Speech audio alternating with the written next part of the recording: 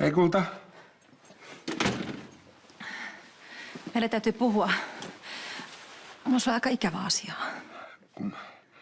Nyt ei olisi oikein paras hetki. Ehkä Sebon tilanteessa on tapahtunut jotain ikävää. Ja ei.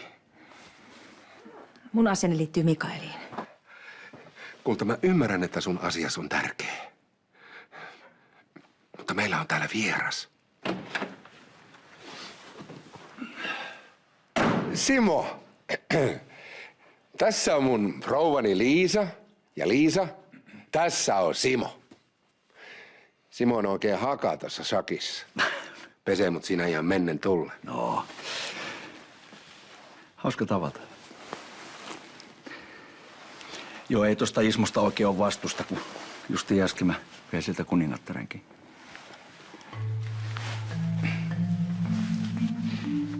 Mihin me jäätiin?